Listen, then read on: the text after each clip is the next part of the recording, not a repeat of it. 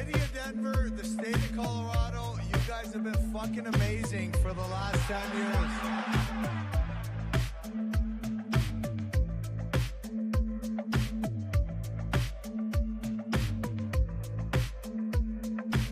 Let me start off with a Twitch feed this morning, and I got to get the whole name right. Mile High Hockey Lab.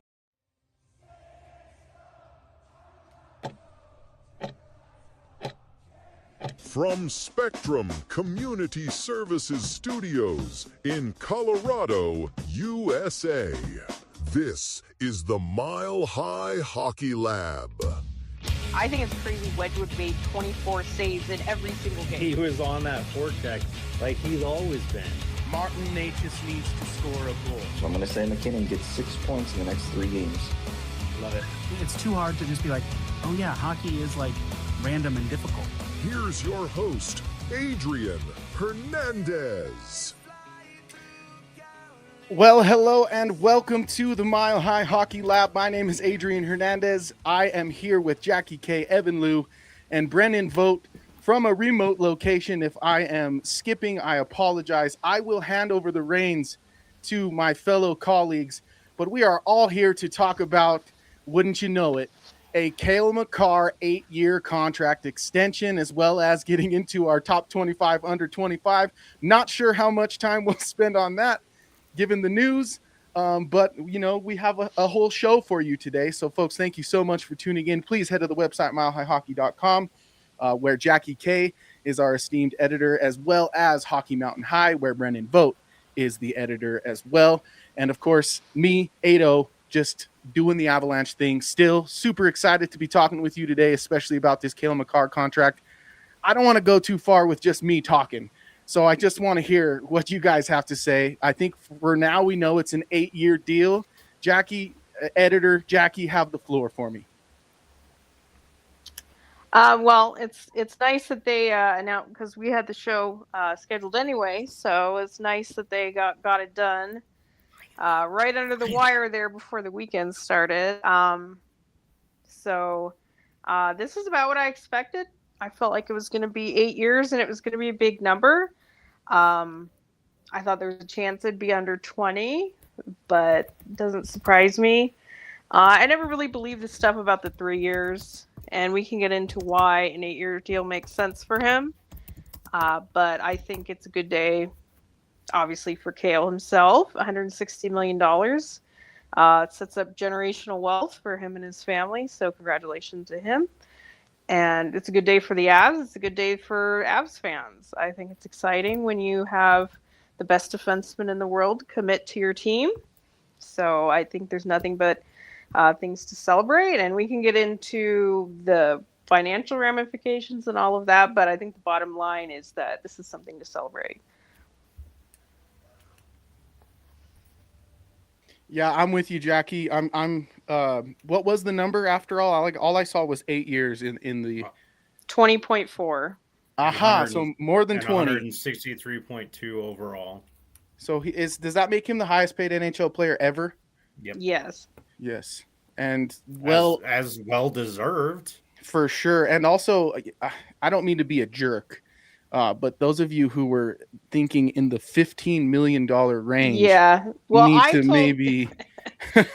What month was it that I told you guys that ship had sailed off into the sunset? Well, I think that ship sailed the moment that Byram signed his 12.5, because that set the floor at what could be.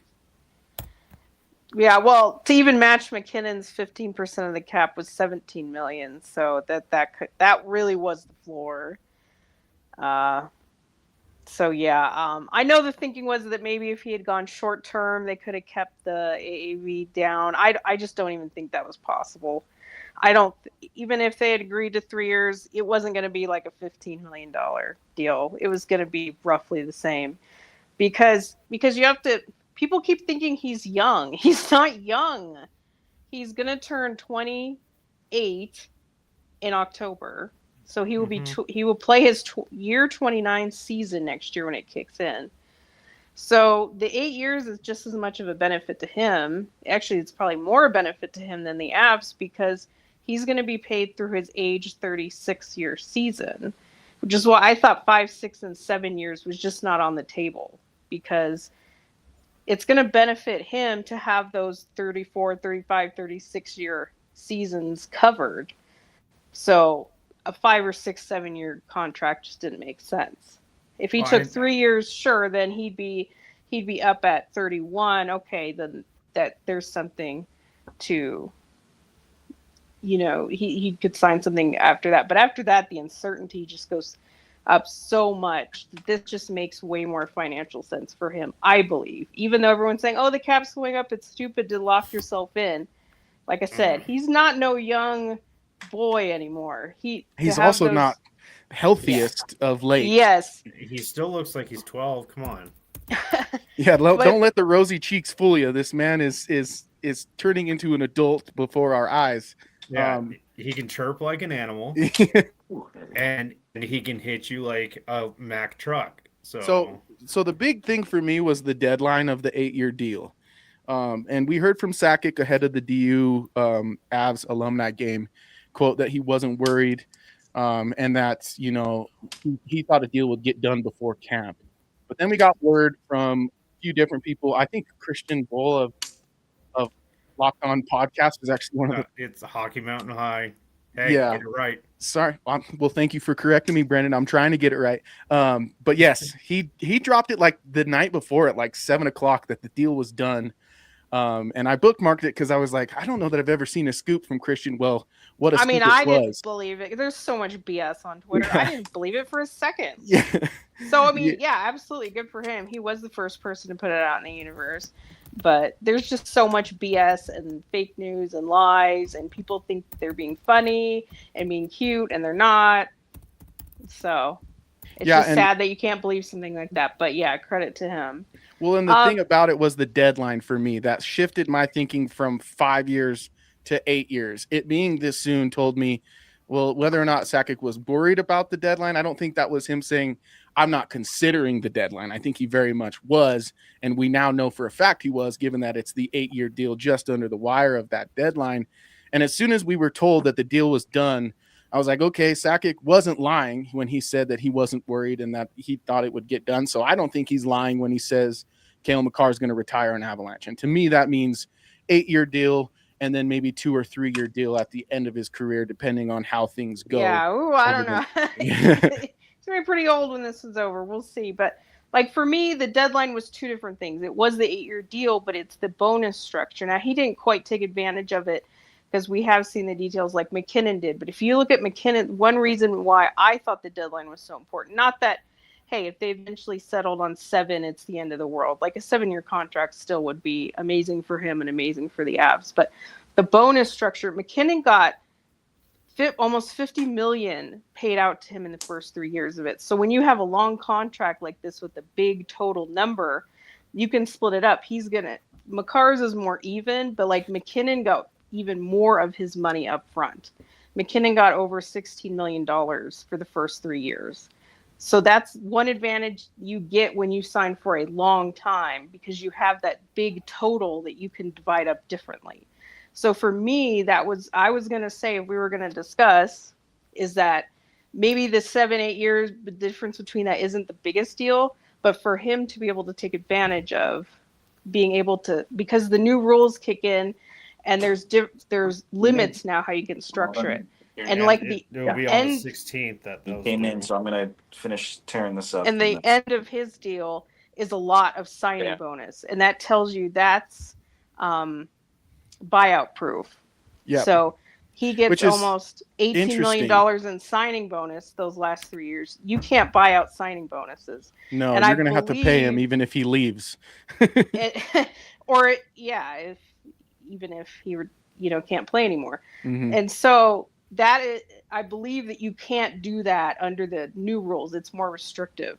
You can only do so much in signing bonus. You can only put so much up front. I don't know the exact figures, but I'm just saying, to me, that was more significant than, the big difference between 7 and 8 years. And Jackie, you might disagree with this, but my thinking on this, in this window of time where the the inflation rate of the cap is compounding at a rate that's higher than both the NBA and NFL.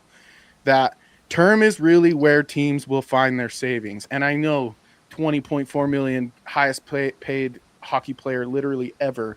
It feels like a lot. I know there are people whom I don't give much credit to who are probably freaking out right now at that $20 million and who said before the contract was signed, if it's north of 20, then he's going to, put his team in a bad position and he needs to consider the rest of the team. Premium talent doesn't need to consider the rest of the team. This is from my opinion book. There are other people in the organization whose job it is to balance the book, not Cale Makar's, not the greatest defender in Avalanche history, arguably. It's not his job to be like, oh, but I got to make way for a depth signing come playoff time. Absolutely not. And moreover, with the cap inflating the way it is, this $20 million will be at a different percent. Like the cap is going to be at 120 in no time, as long as things keep trending in the same direction. And then at that point, we're not even talking about a crazy percentage anymore. So it's just one of those things for me that this was a great bit of business to get him for 8 years. That was the most important thing for me. And I mean, they're not going to have anybody good enough to pay a lot of money for a long time. Like they can even still have the McKinnon line in the sand. Like the next time that they actually have somebody that needs over $12 million, it's going to be a while.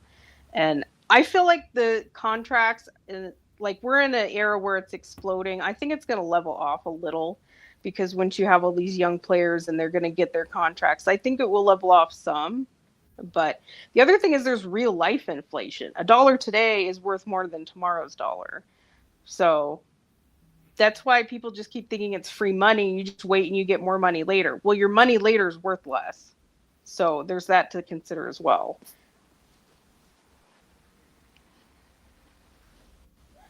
Well, and honestly, I'm surprised that that they did go with the 8 years, because I was thinking, my theory was that they were going to go with 5, and then he was going to try and well, if you want me to retire here, then you're going to have to pay me 20 million later down the road in order to keep me here. I don't know what he's going to be worth when he's like 34 or 35. I mean, as long as he can play, of course somebody's going to want to pay Cale Makar. But are they going to pay him a max dollar? I don't know. There's a lot of uncertainty there. Yeah, and he's falling apart now, but he's able to play through it, and who's to say what's going to happen when he's in his mid-30s? But that's the case with any hockey player. It's I think these long seasons aren't helping him. The Avs need to not make the playoffs once. I really think. I mean, people are going to call it crazy, but like they kind of need a bad luck year and get one of these picks that they sent away back because they're protected. Like that's the only way this team's ever brought talent in. Like they kind of need that again. Yeah. And they just like Florida, sometimes you need a reset and let everybody heal. And Makar playing 27 minutes a night for over 90 games a season, it doesn't help either. Yeah, it doesn't. And then of course, it doesn't give Landy a chance to heal. It doesn't, and McKinnon's on a different freaking level. And then people like Brock Nelson and Josh Manson, they're not getting a chance to completely heal up. They come in healed, quote unquote, when they come into camp, but are they truly healed when they come into camp? That's my thing, and I think that's the case with Makar. He's coming into camp like feeling better than he was at the end of the season, but is he truly actually healed? If that makes sense. Yeah, it's a good question, and it probably is one of the factors why they always seem to burn out at the end of every season. Yeah, that, and he's playing, gosh, like you said, 24, 25, 27 minutes a night from day one. And it's, they need another top defenseman other than Taze that can handle those type of minutes, who's not 41. I mean, I was surprised to see, if you really look at the ages, I mean, we know this team's old, but when Landy turns 34 in November, they're going to have 5 players that are 34. I didn't even know Kadri's birthday's in October, so he's going to be 36. We obviously know Burns is over 40. I mean, I know people are going to disagree with this, but they've been lucky as far as injuries. I know that Landy missing 3 years was not lucky, but outside of him, they've been lucky the last few years because they're Would you definitely call Landy gambling on. lucky? No, No, I said she outside used him of as an Landy. exception, actually. Right. That was not lucky. I was gonna say Obviously, missing that's 3 very seasons. unlucky. Everybody Yeah. else, the fact that they can get a group of players at this age, even people even say, oh, they had bad injury luck in the playoffs. I mean, they never had 2 defensemen out at the same time. It was Walensky was out, and then Manson, and then Makar, or I don't remember. Yeah, they stagger. But if they ever had 2 of them out at the same time, but they didn't. They only had to replace one. So they've been, like I said, they've been extremely lucky, I believe. I think that's something you see them address at the deadline or even before that, is inserting a little youth into the back end. Youth that's relatively proven. I know it's tough to find the assets to garner such a player, but at the same time, like as we work through our top 25 under 25, I do think, as you've mentioned, Jackie, the ones that are like younger and truly valuable could sneak into the conversation as it pertains to that, because we're not talking necessarily somebody you have to pair with Cale, but somebody that will be I guess a serviceable fill-in the meantime if somebody does go down. Because I agree with you, Jackie, like based on the age and usage, as you guys mentioned with Cale Makar, they have been lucky. And we talked ad nauseum last year about, how maybe load management might be working its way into hockey. Well, we agreed that it kind of already was, but just not, using that terminology and maybe not with the same approach as other leagues. I do think we see more of that. I hope that we start to see more of that second power play unit. I hope that as valuable as Cale is on the PK, he maybe has a spell from that every once in a while as well. But I'm not gonna. I'm chiming in because I'm not going to let us diminish how important this is. As a guy who, in truth, and I know everyone's gonna roll their eyes, I was very heartbroken when the Avalanche traded Mikko Rantanen, and I also thought it was a mistake. This situation, although never really approached the legitimacy of how that one went down, it had the possibility of, oh no, will they let another superstar talent slip away? That absolutely has not happened. And we didn't even get scared necessarily about that happening. And Well, you so know why it didn't I'm happen? optimistic. Well, because he's generational talent, and I Because think there Mikko's a was no- superstar. There's a Sure, little difference. I agree with that, but Rantanen had the McKinnon line in the sand. There was an eternal 100%. cap, which is why the whole he thought they were still to negotiate and there was no more to negotiate because they were never going to go over their figure. So I get it from their perspective. If they were at their number and they decided they were never going to go over it, then you're never going to go over it. And that's the difference.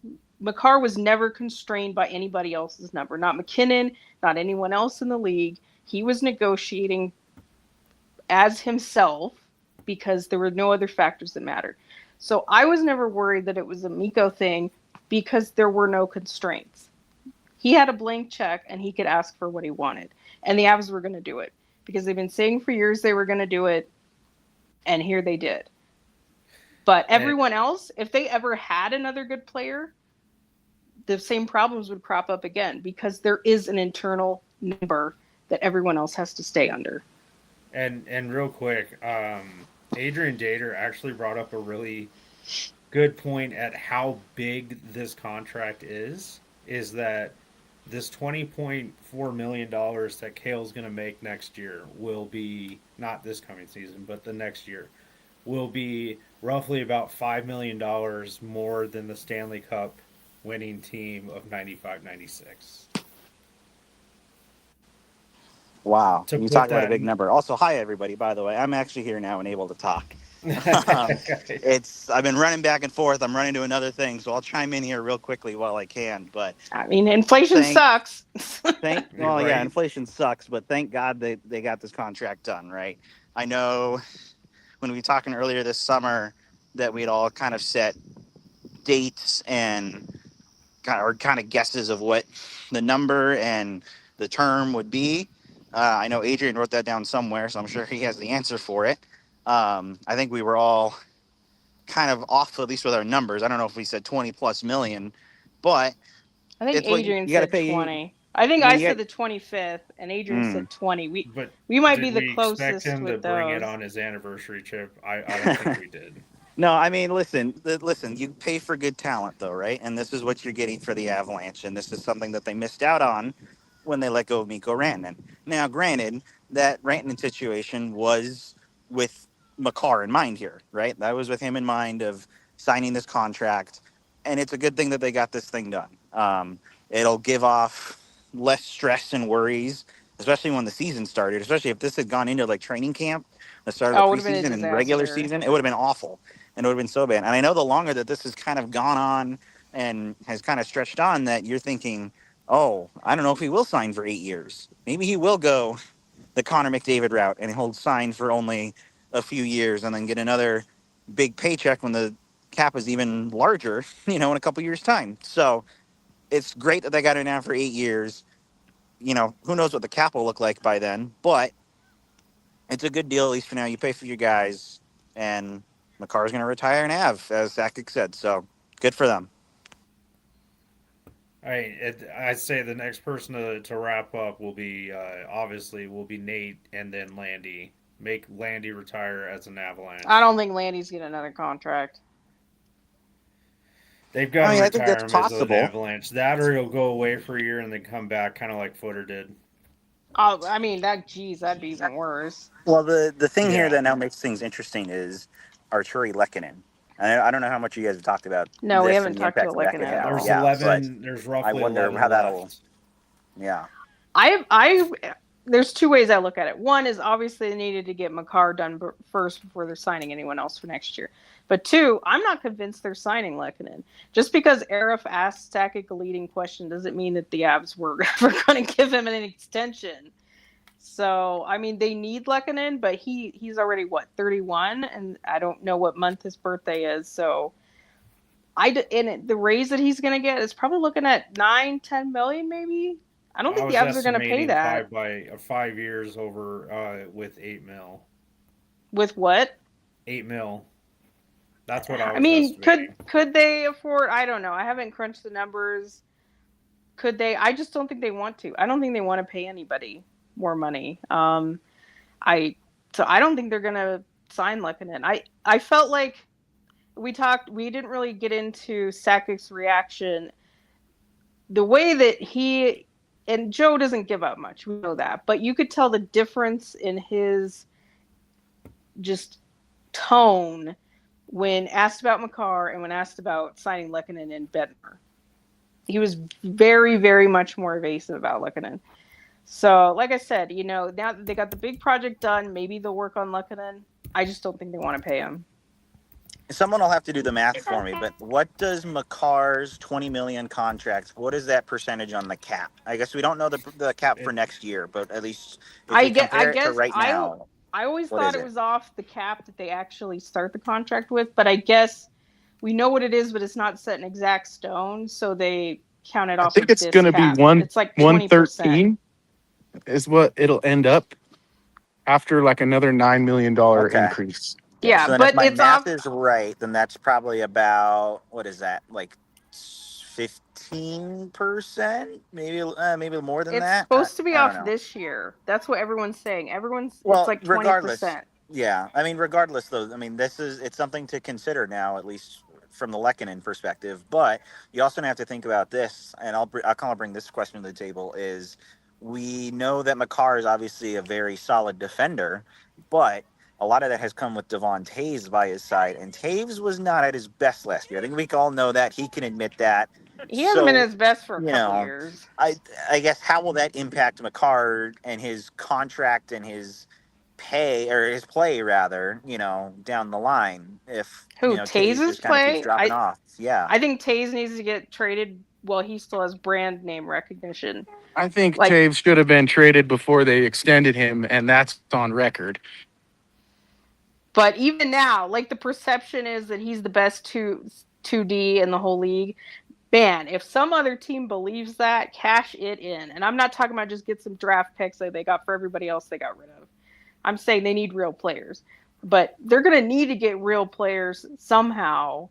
And he's probably one of the few that you could trade and get actual good Yep. players in return. And I they need to dig do your that. name recognition point, Jackie, because oh yeah, top pair guy for Team Canada. Like his value's fluffed up still a little bit, Exactly. despite his performance. He was and in on truth, the top. he's probably the top pair guy with Cale because he's the top pair guy with Cale in Colorado, not necessarily because he's the second most talented defender in Canada.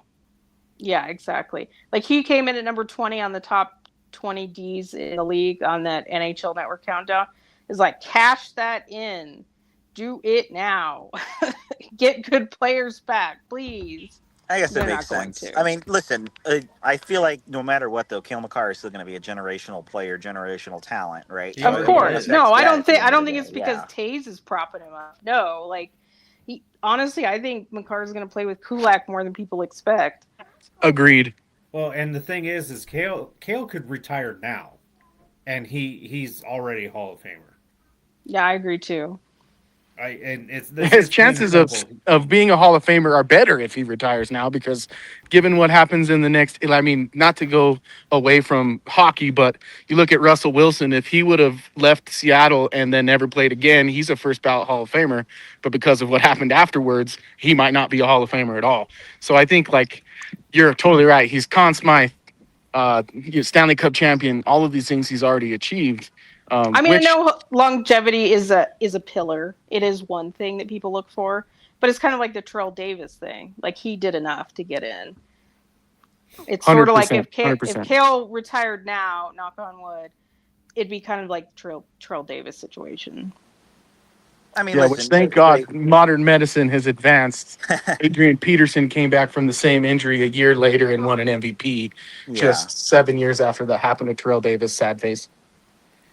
I mean, yeah, listen, I think, I don't know how much it's been touched on yet, but obviously Cale was not the most healthy at the end of last year, right? I think we all knew that. Or his whole career. I mean, let's be honest. He's got to stay healthy here now, and this is a good opportunity at least to do that. You got 9 years. This is a big deal for Cale, the Avalanche.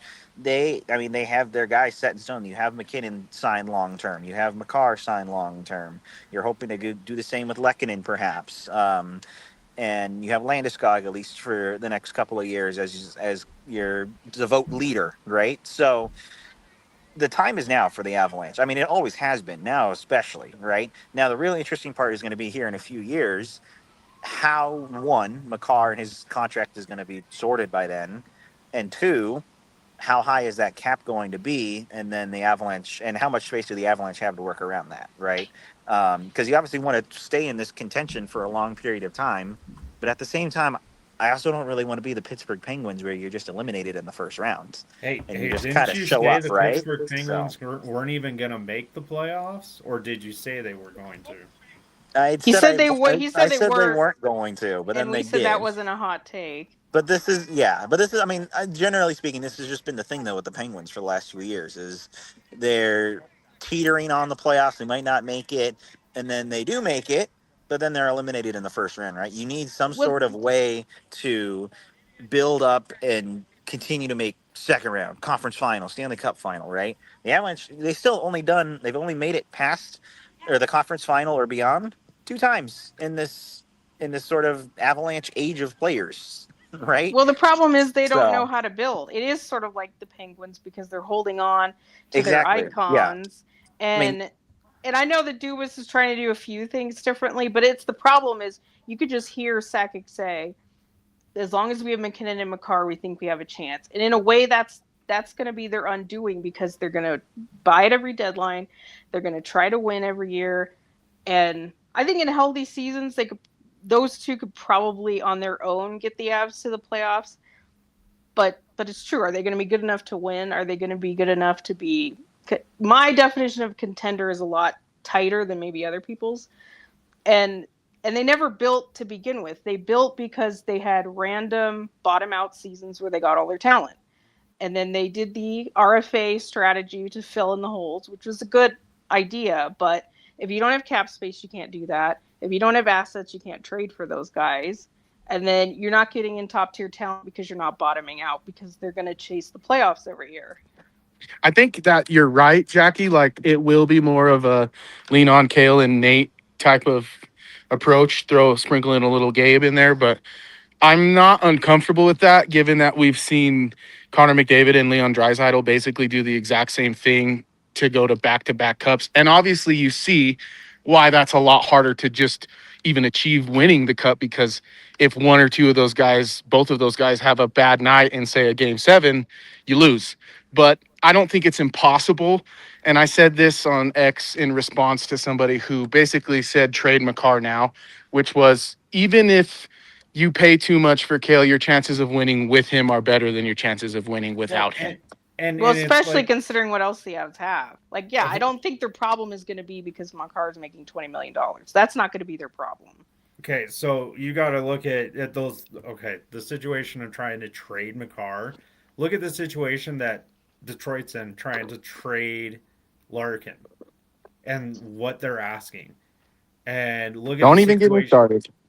Well, I know, but Makar's much more valuable than Larkin, but it's true. What are you going to get back that's going to make you better? And the same thing, and in the same thing with Hellebuck in Winnipeg, the asking price for those two players is, in my opinion, and I may be biased just because I've been watching Cale since day one when he came in 2019 or 2018 or whatever, and it's the asking price for Cale Makar is going to be so astronomically high. You're going to need like 2 defensemen, top pair defensemen, 20 freaking prospects, and 10 draft picks just to make up for the kid.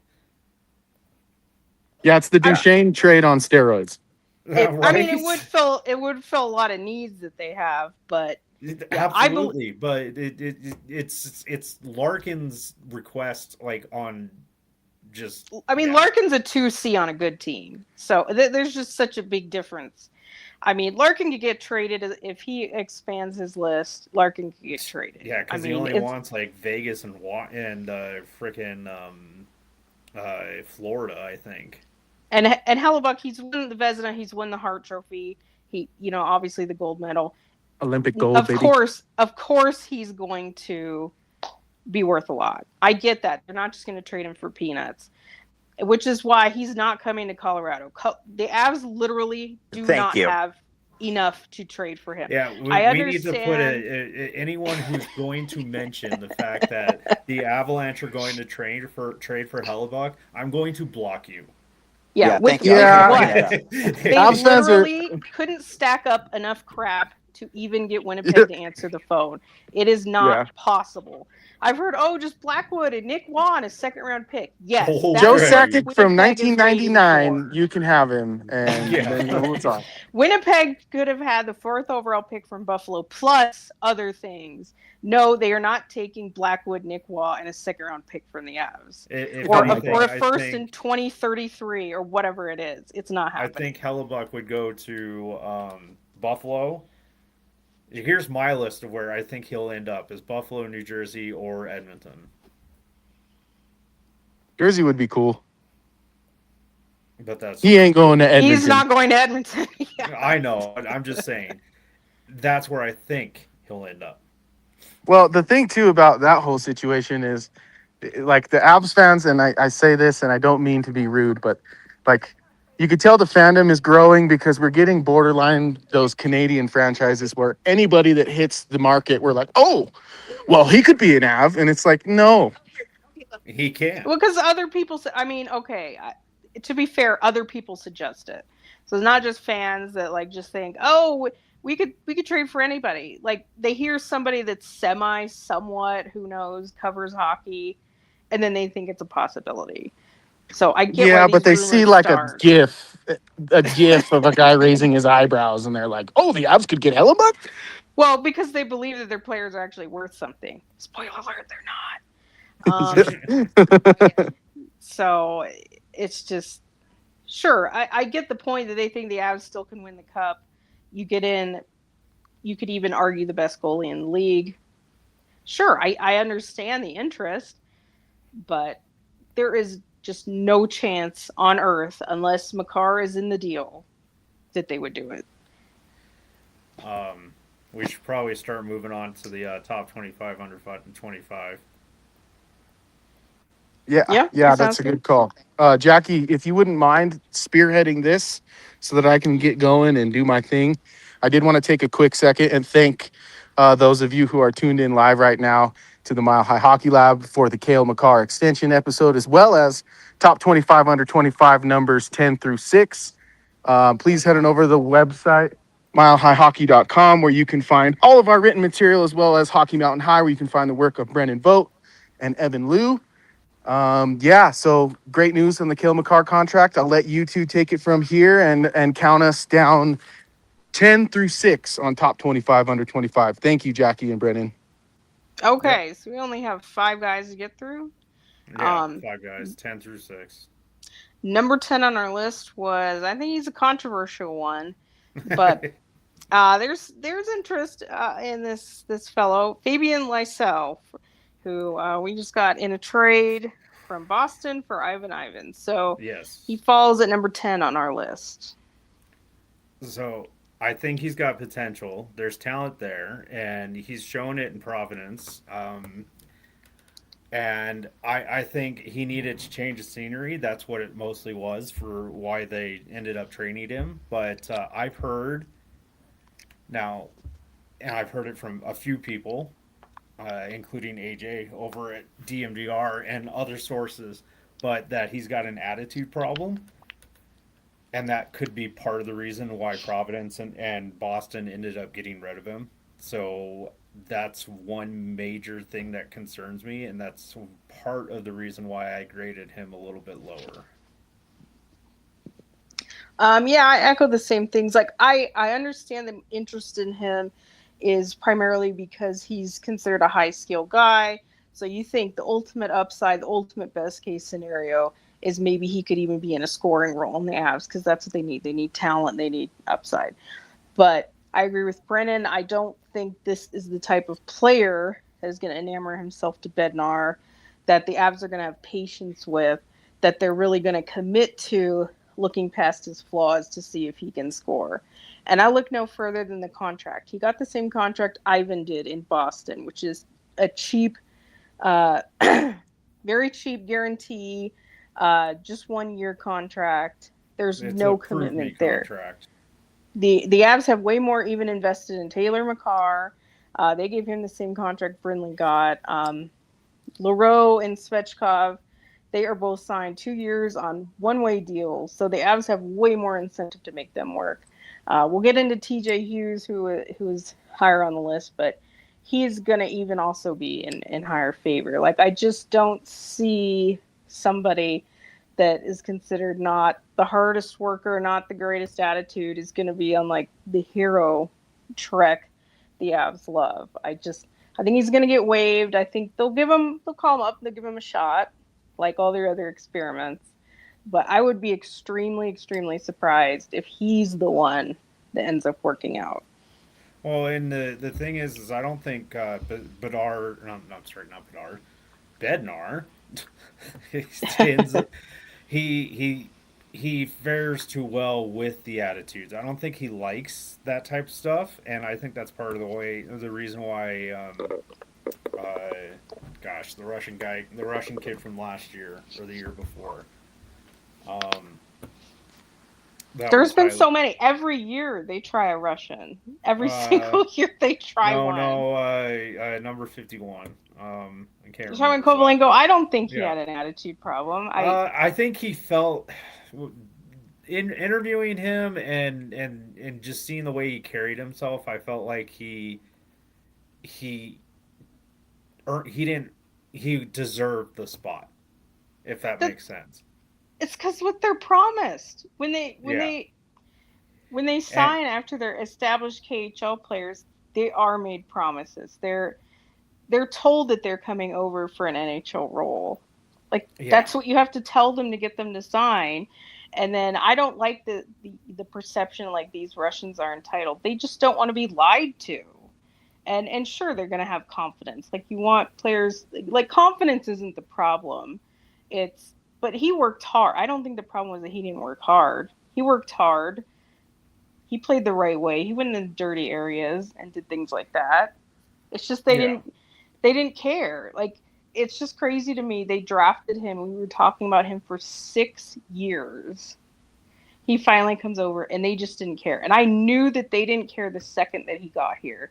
The way that they treated him when he showed up in April that year, and then people were like, oh, it's because he's injured. Like, I don't want to hear about injured anymore as the primary excuse for how these players get treated. You just knew from the beginning. You can tell from the beginning how the Avs view these players by what they do with them. And so they just never cared. They traded him when they could. But it's funny. They try one every single year. Remember, there's Kamenev and Maltsev, and we had Bardakov, we had Kovalenko. This year we have Svechkov. Like, it never ends. I think Svetskov's going to get more of a chance. For sure, because A, he has over 100 games NHL experience, and B, because the Avs are paying him $2.5 million over 2 years. So that's going to make them care. But if we're ready to move on from Lysell, this is going to be another interesting discussion. Number 9, Sean Behrens. So I'm biased. I ranked him, I think, the highest, actually, out of everyone.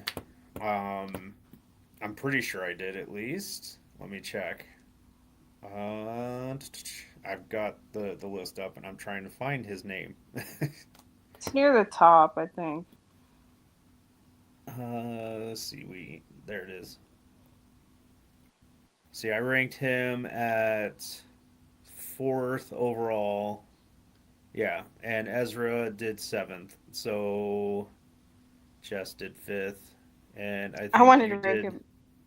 What was it? Let's see. You did 14th. I wanted to rank him lower, but like some of those in the 15 to 20 are tough. So that's where it came out. But I mean, he's in his second full season due to his injury with his ACL. I think he's got since he's got that full season under his belt. Bear's going to play a lot better this year. His footwork has definitely improved. His aggressiveness has definitely stepped up, in my opinion, towards the end of the year. His chipped teeth will prove that for you. So, because he's gotten a few chipped teeth in the process playing professional this last season. And I think he's starting to learn at how quickly he needs to move the puck at the AHL level compared to when he was playing in the NCHC with DU. So and that's the biggest complaint that I hear from most players that are coming from college to AHL is like the game's so much quicker. It's not much of a difference, but it just seems so much quicker.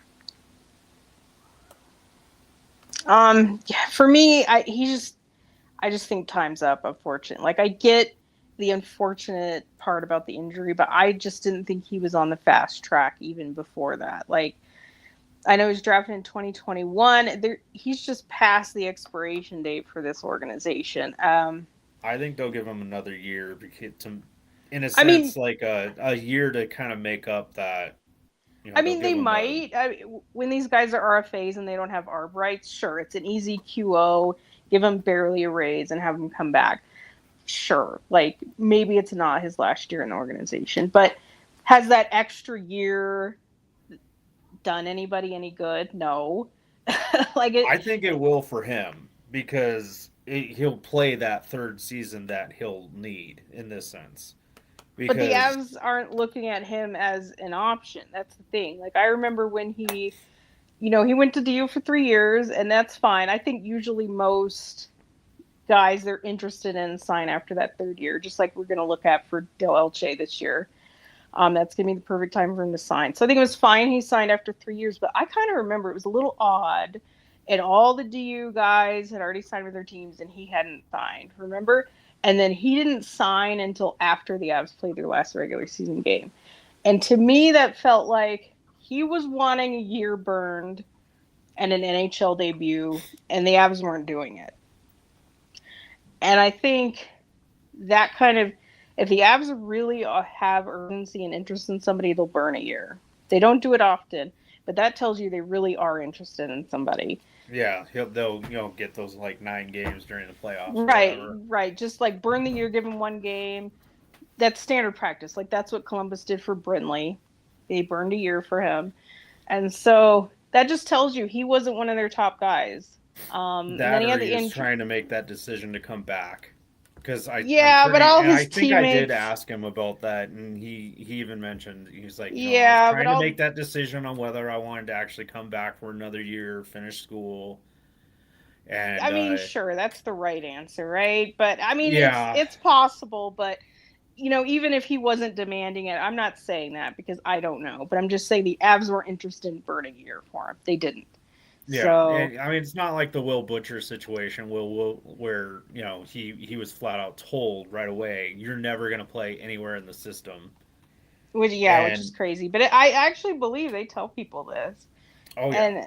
And so I don't like that Barons was healthy scratch last year either. If you truly believe in this kid, and I know it was more in the middle of the year, and he had a better role at the end of the year, and they trusted him more. But if he truly is somebody on the track that you think is going to be an Av, you do not healthy scratch somebody in the AHL. He was only a healthy scratch, I think, like just a handful of times. And I'm just saying the attitude. I'm saying it should have been 0. You don't healthy scratch a guy that you think is actually an Av. And I think it was more to get other guys in to try and get their legs moving. Like, for example, like Kemp hadn't played in like 2 months, and they're like, okay, well, Hank Kemp needs to get a game in, so get him in and have Barons just sit for a game, or something like that. I think that was the situation, and or it was like Brian Yoon needed to play for a game or something and hadn't played in a month, and then it ended up starting a streak for Brian Yoon to actually play for like the next 2 months. So, But if you're talking about what happens to Brian Yoon, who's in Sweden now, and Kemp, over Sean Barons, who is going to be an Av, it doesn't compute. Like, you don't have that thought process, and so I'm saying it's a red flag. There was talk about Letestu and the way he was handling things, and it wasn't agreeable. Like to who? To the players and. Oh, okay. That's the best way I can put it, but that could be why he moved on so quick, but I'm not sure. Yeah, I mean it's a good offer to be offered an NHL bench somewhere. That's a good reason to leave. Vegas. But so the bottom line on Barons is that I just think time's run out. I mean, is he a good organizational guy? Is he going to be there? Is he going to help the Eagles? Sure, I can see that. Could I see him to get that debut that they give to him so he can have his parents in the stands? Sure, maybe that's possible. But as far as he's going to be a number, somebody the Avs are going to count on to fill this depth and to help their broken defense, I don't think so. Oh, and I think the problem is that he plays a lot like Gerard, and a lot of people don't like Gerard for some weird reason. Gerard was an incredible defender. Yeah, I know. We could have a whole hour on why the perceptions of Gerard are ludicrous. He was an incredible defender. Like, they would be so lucky to have anybody in their prospect system that knew how to defend, knew how to use their stick, use their leverage. Gerard is incredible. Like close their feet the right times just to take away the gap, and Yeah, Yeah, but incredibly intelligent. They don't have anyone that isn't as good as yeah, intelligent. It's just crazy. It's crazy to me, the size bias. There's great small defenders. There's poor big defenders. I think being big is diminishing returns. I think if you're large and you can't skate and you don't have hands and you don't have skill and you can't play at pace, there's a lot of problems with big players. yeah, So it should never be and about somebody's size. I I just think want to chime in and say I miss you, Sammy G. Yeah. Yeah, I miss him too. Like it's just yeah, he'd been skating in Denver for a few weeks during the summer, and one of my son's teammates ended up accidentally sharing the ice with them, and it was I'm just glad I didn't see it personally. That would have been that would have been not fun. oh yeah, I mean it was Sam Gerard being Sam Gerard. You know the the kid had scheduled his own ice, like his own private ice, and accidentally the rink had scheduled Sam Gerard without realizing that they were already scheduled that time. Mm. So Sam Gerard came out at the same time, Hey, kid, and go stand in the net. oh no, he's just like, you want to practice together? Oh You know, wow. it's an 8-year-old's dream. That is so cool. Yeah, Yeah. gave him Doesn't something to surprise just me that that's who Sammy is. yeah, He's that's exactly who Sammy is, and it's the impression that I got of him when he came up and gave my son a stick. But and Sean's a lot like the same way. He interacts with the fans a lot like that, and he plays a lot the same game. It's just he's got those little tiny things to work on. His feet are almost there. Like you said, he may have little time left. I think they'll give him a one more year and just say, okay, try it one more year and we'll see how it goes. I mean, if he's a valuable Eagle, I mean, props to him. Like I do think he works hard. I I don't have any issues with him as a player himself. I know the Avs and I don't have a lot of faith, but I hope he has a He's good one of year those with guys, the though. Eagles. If Barons gets a call up, he's one of those guys that you will expect to be just balls to the walls, though. Oh yeah, yeah. In his four He, he'll minutes. he'll probably come back Yes, to Jackie. Loveland missing more teeth. I mean, I hope he has that moment. I hope all of them do. I mean, NHL debuts are awesome. Like it's so cool when you know someone's dreams coming true. I mean, that's why I write a whole article about it every year. Is just like who could possibly have their NHL debut, but I hope he gets it. I hope the Avs do it. So there's someone next on our list at number 8 who's kind of in the same situation, even though he already has played in the NHL. And this is number 8, Nikita Prishapov. Yep. And Prishy has he's gotten special interest from Cogliano when he was healthy and playing in Loveland. So Cogliano would come up, he'd actually watch him play and again give him a breakdown of his game his rookie year.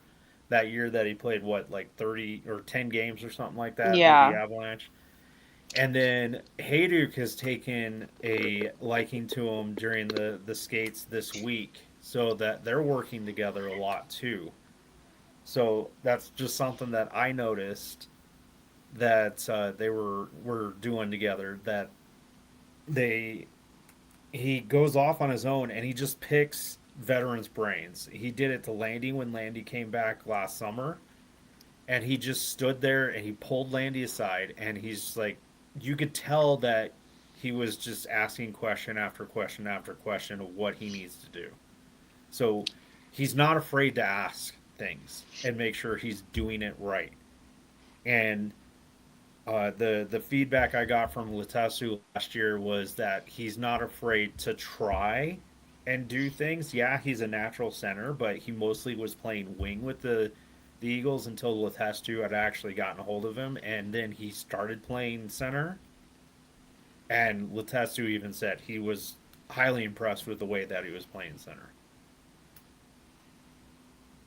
I know that he looked up to Nuke a lot, and that's Yes. unfortunate. He doesn't have that anymore. I mean, I think we all like Prishy. He's just he's such a good kid. He's a good story. Like, he's a great interview. If anybody has He's not lovable. exactly, he's just adorable, lovable. You just want to. If you don't already root for this kid, you want to root for this kid. Oh yeah. And we like him on the ice. He plays hard. He plays heavy.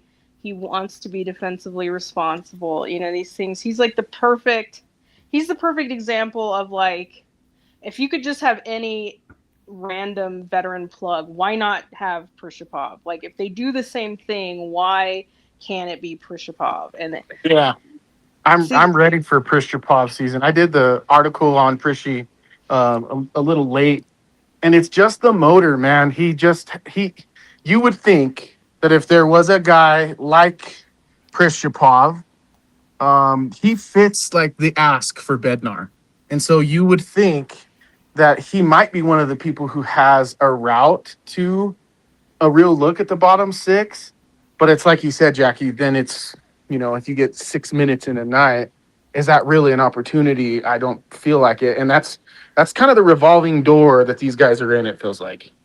Right, like they're gonna get their one call up in November and December, because that's when the Avs look at guys. They go to their meetings in January. They discuss who they want to keep, which is nobody, and then they make their list who they're targeting for the trade deadline. It happens every year. It's happened for over a decade. This is how it works.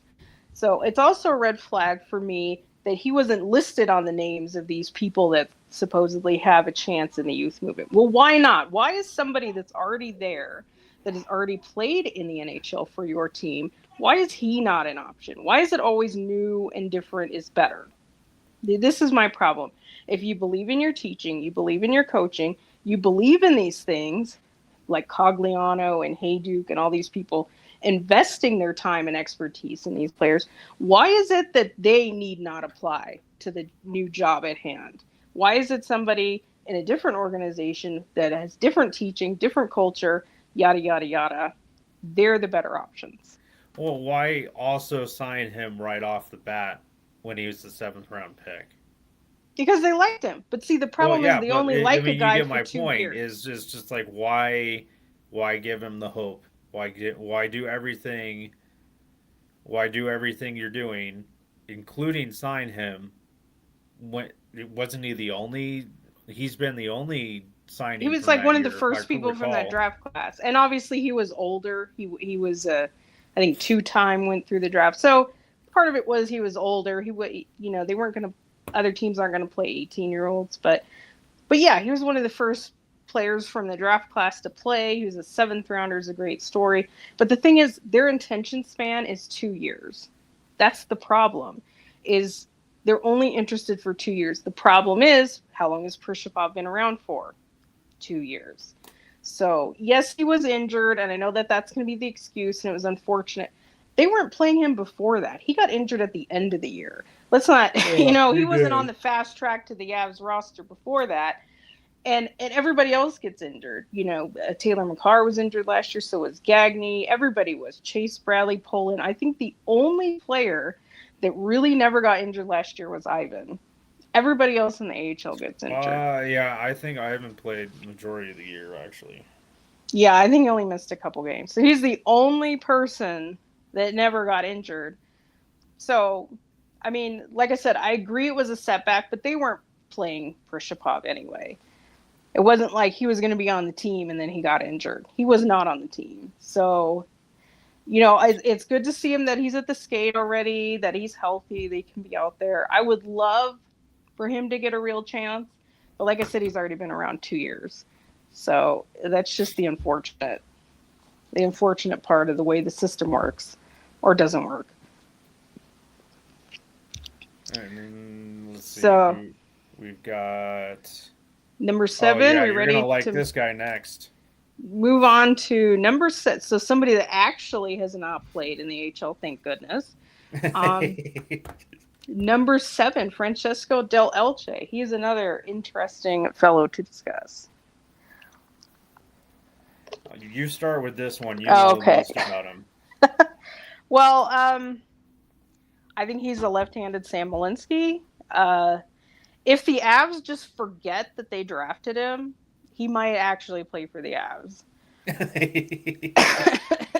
If they just if they pretend that he showed up this year and this was like the first time they've ever seen him, then he might have a shot.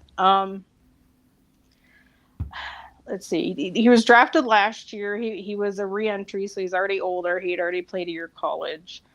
What does it say his age? Is he 21 right now? So he's heading into his third year at UMass. I think he is going to sign this spring. I think that would be a good time for him to sign. Usually anybody they have interest in signs after their third year of college. The easiest way to describe his game is he's a left-handed Sam Malinsky. He even looks like Malinsky. He can kind of skate. He's a little bit bigger. Yeah, he's like 6'1". Yeah, he's 6'1". I think Sam's like 5'10". So he's got a few inches on him. And it may be not quite as good of a skater as Malinsky. Like, I know Malinsky's a really good skater.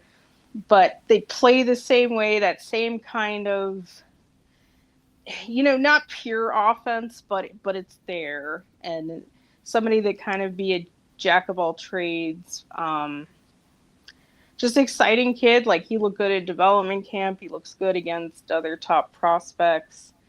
I think just the real a reason test why will be in a couple weeks. I'm sorry, what was that? I think the real test will be in a couple weeks if he ends up doing the rookie showcase. Well, he can't. Well, he's going to college, so he can't. Oh, that's right. Which I found was interesting that was in your reporting, is that he was there skating with the group about a week ago with Hamilton. Now, I know Hamilton has gone to Red Deer Camp. Surely he'll be back. But I have never, that I can recall, somebody that's going to school came and showed up and skated with the Avs for like a week. I mean, he must have done that on his own dime. He doesn't live here. He doesn't go to school here. So he just came to Denver to like skate with Logan O'Connor. Like, to me, like, he's showing that he wants it. And I know that that's going to impress them. And they need something to impress them. So that's a good thing. So I think he's got a window. He's got a real window. It's going to be short. But if he signs this spring, I think he has an actual chance. Not a 5-minute chance, but a real chance next fall. Yeah, he may be a high chance to start in Loveland next year, if not a third pairing in Denver. Yeah, like if he could sign in the spring and then finish in Loveland, that would be good for him too. So just something like that. But I think he's got like a real, 12 to 18 month true window that he might be the first drafted player to make it that wasn't a first round pick since, I don't know what, Tyson Berry. He might be the guy. So we're excited about him. So it's not one thing in particular we can say like people should be excited because of this. It's just because he seems like an NHL player in waiting. And I think that's the exciting part. And like I don't know much about him, so I can't say much. So I just wish I had something in particular. You see the determination. I think part of it is the determination, like I said. He just can do, like I said, do a little bit of everything like Malinsky. He's not an offense first guy. He's not going to replace anybody's offense. It's just, it'd be interesting if you had him and Malinsky because they're opposite hands, kind of the same type of player together. Yeah, it would work. But I think having two offensive defensemen, in my eyes, is... I don't think they're pure offense. I don't think either of them are pure offense. I think they can jump up in the rush. They have the puck skill to be able to facilitate plays, but they're not like Dolce is not going to be like a primary goal scorer. Yeah. He's going to move the puck. He's going to jump into the offense. He's going to skate with the puck. Those things that the Avs really like in their system is what he's good at. Yeah. So. And then The last guy we've got for today would be the one that we put out the article for today. Is number Yes, 6. by you. TJ Hughes, and it has just been a TJ Hughes day for me. So, because I did an article Not Cale for. Makar Day? No, I'm just kidding. Oh I'm no, kidding. no, TJ I'm Hughes kidding. because on my Hockey Mountain High I put out a TJ Hughes article as well. So he is someone I am extremely impressed with. In fact, I put him at number 2 if I remember correctly. Let's see. Does somebody have him at 1? Did you have him at 1? I think I had him.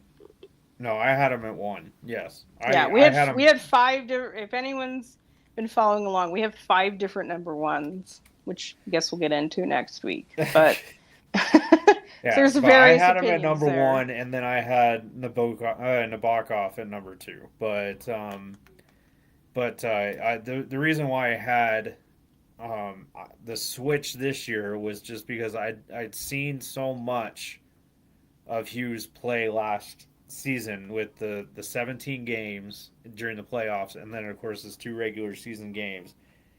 He was almost a point per player or point per game player with his 4 goals and 10 assists during the playoffs, and then his 2 points during his 2 regular season games. Both were helped by Gavin Brindley, might I add. So he helped on a Gavin Brindley goal, and then Gavin Brindley turned around and gave him a goal, which was kind of cool in my opinion. But his hockey IQ is insane. He knows where to move and where to be when he doesn't have the puck. He knows how to hit a guy, even though the way I look at it, he's a smaller, kind of lanky guy. He needs to put on a little bit of weight. That's like my only beef about him. He's just a little too lanky, but his hands are quick. His vision's insane. He can see the play before it even starts. I think being the leading scorer while he was with the University of Michigan kind of helps him in that role. But I'm very, very high up on TJ Hughes, and you can ask Evan that because I send text almost daily on TJ Hughes. I can confirm that. I see we're going through the rankings here, and TJ Hughes. I know it's one of the more documented prospects that the Avalanche have, right? I mean, Yeah.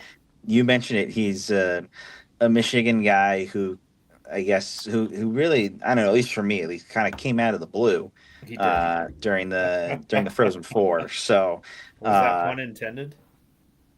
I guess so. Not No, the really. blue. But I guess He's that making works. a blue joke. No, I know.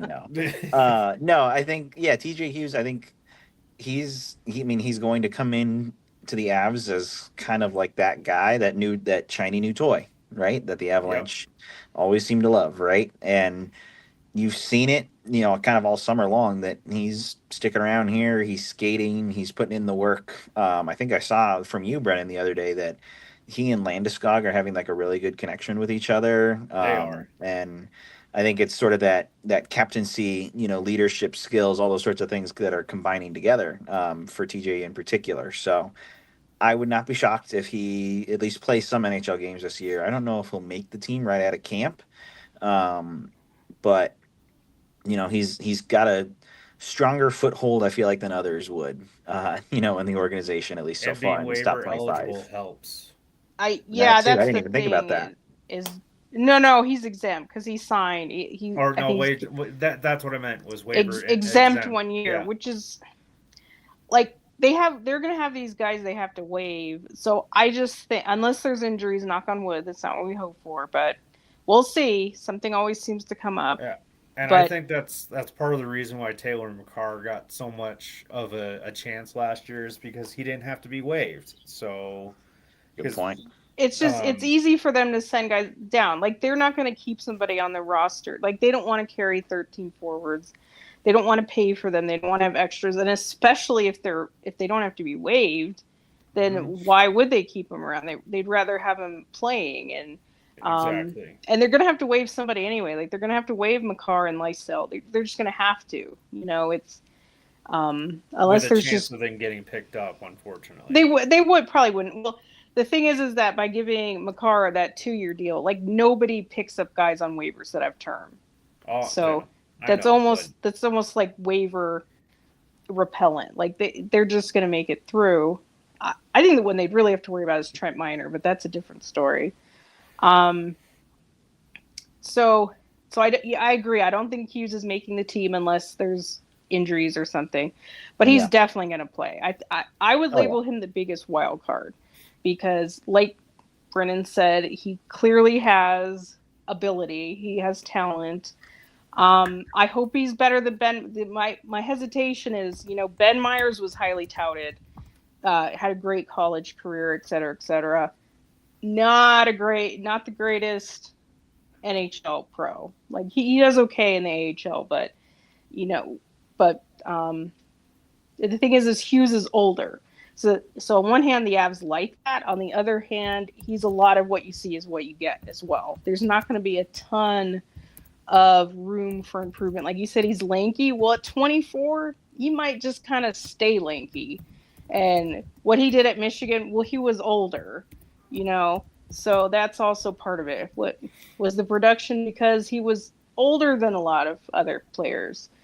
So you have to keep that in mind. But of anybody, yeah, I think he's going to get a real shot. I think they like him. I think he had options. Toronto thought they were going to sign him. So the Avs definitely had to promise stuff. So he's definitely going to play games. We'll see. Like I said, biggest wild card. I could see it actually working out and him staying on the Avs, but they've got a lot of other kids to look at. Oh yeah, but I think he's got the biggest chance, and probably he's a good kid. He's got his head on his shoulders, and I think he knows what the expectations are right now of him. So, right, he's a late bloomer. I'm surprised nobody drafted him when he had over 100 points in Junior A. I mean, it's Junior A, but it was over 100 points. That's that's a hefty number, right? Yeah. I don't know what his number was at Michigan that last year. 57 points. 57. So there you go. I mean, that's pretty impressive. And when you do it on the biggest stage, you're going to catch the biggest eyes and the biggest attention, and that's what the Avalanche, are in the NHL. So I don't mind it. I'm hoping the best for the kid, obviously. It'd be nice to see him kind of break in, and if it sticks, then it sticks. That's what the Avalanche need right now is some powerful youth, and I feel like TJ Hughes, at least to an extent, could bring that. And if he brings it to another level, then oh boy, that's a good find. But there's also opportunity costs. If he makes it, does that mean Brinley's done? Does that mean LaRue didn't make it? It'd be nice to think that there's room for all these kids, but it's the Avs. They're going to buy their veterans. They're going to get rentals. You also have the development rule when it comes to the Eagles that Magna's going to get hit by. So it's going to give him a chance to skate a lot with the Eagles in place of Magna. So they need a center to take place of Magna on that top line the second line. So that way Magna can sit and get that development rule put in place, because I hate the development rule because he has so many programs. I think it should be more restricted. Well, yeah, you get my point, but it's just there's a few players that they've got to keep in mind with that. And then to also answer Vaguely's question, with Hunter Miska being signed on the AHL deal, that he will be the guy that will bounce up when Nabokov or Trent Miner go up, or one of those guys get, knock on wood, injured. Yeah, I don't even think he's going to start in New Mexico, because the whole point of signing a guy like Novo Silalov is they want him to play. Like, you don't sign. Yeah, I think they'll split starts while they're there, but he'll be there to help Nalazov. Yeah, I just think he's back because he's a nice guy. Like they like him. Like, he's known to be a nice guy. But if you look at Miska's stats, he only had like one half a good season in the AHL. Like, you're not even getting like necessarily a quality AHL goalie. like I said, he's there because of his experience, because he probably doesn't mind sitting, you know, maybe he doesn't mind teaching, things like that. So Yeah, I wouldn't and really, it's just, as far as being an Avs fan, I wouldn't take it that seriously. I don't think it no. means much. Well, he's on an AHL contract, so That they'd have to too. re-sign him if he wanted to, if they wanted to bring him up to the Avs anyways. But I think he'll be exactly like Kaiser was last year. He'll get, Yeah. a limited amount of starts in Loveland if he even gets pulled up, and when he does get pulled up, he'll more than likely sit the bench while the other one gets his primary load of starts, either Nabokov or Minor. And I think the primary starts are going to go to Minor to start, and then they'll see how the hot hand goes. But with a new coach, who's to say? I do wonder, and I know this might be too tinfoily, but you know, could Minor get claimed? And I'll preface this by saying I understand every other team has a guy as talented as him. You know, basically going to be a career minor leaguer. You know, decent if you need to call up every once in a while. I'm not saying this because I think he's like exceptionally talented or anything, but He we. led the But AHL right, they in know that. They during the know how good he's playoffs. been for the Eagles. They know. I mean, we had JoJo taken off waivers. The Avs have taken their goalies off waivers. I think JoJo being taken off waivers was more of an FU from Arizona. Okay, this is also my point. You don't think any of those Pacific Division teams are ready for an FU? Yeah, right. I Like know, when they but took I'm just saying. Magna? Like when Anaheim took Magna? Yeah. I'm Well, convinced but that's why he's still on Anaheim an actually AHL needed deal. Magna at the time, so because he ended up playing most of the time in the NHL when he was there. So Well, true, but still. I'm convinced that's why the Avs are keeping Magna on an AHL deal. They're probably paying him very well. oh, he's They making don't. top dollars in AHL vet there. Yeah. Yes. But that if he's on an NHL contract, then he doesn't have to get waived. Yeah. But I'm just saying, you know, that made of anybody that would get waived by the Avs, Minor would be the one that would make me nervous because we do see goalies swap around, and Yes. there is reason for another team to screw with the Avs. Just saying. And that's the worst 24 hours every beginning of the season is when Minor gets waived as an Yeah. Eagles beat writer is okay, who are they going to have good goal? Who are they going to end up having? I don't It's know gonna be who's going to be a Nabokov goal. I and don't know who's the Novo. starter is going to be in the 24 hours. Is Minor going to still be here? I don't know. Yeah. Yeah, that's the one I'd be like, about. I mean, if someone wants Lysell, you know, good luck. You can have him. Yeah, with that Nobody attitude. should be too worried about that one. But so yeah, that's our top 10. So we will, or no, our top 10 through 6. 10 Yes, through so we just 6, have and 5 left, we'll cover the which will other be guys. What next week? next Yes. week, which will be a lot of our number ones. So do we just have any? We're not going to go through those guys, but any broad comments about who's left? And I know Who's Evan, left? I said I don't know if you saw the message, but we would like you to maybe reveal your own top 10 maybe next week, just It's a good idea. have your thoughts on what your top 10 would have been. It's fine. Yeah, I haven't thought of it much, but I did see it. So That's yes, why I I'm will. telling you, so you can maybe think Well, about it. Jackie, I'll So give just a top little 10. tease. I'll say that. Try not to reveal too much here, but I have a suspicion that our number one won't ever play for the Avalanche. We'll just put it Ooh. that way. No, I think he will. Okay, I well, think he may get a game or two. that's just my one takeaway from who's left. We'll leave it at that. Isn't he the obvious one?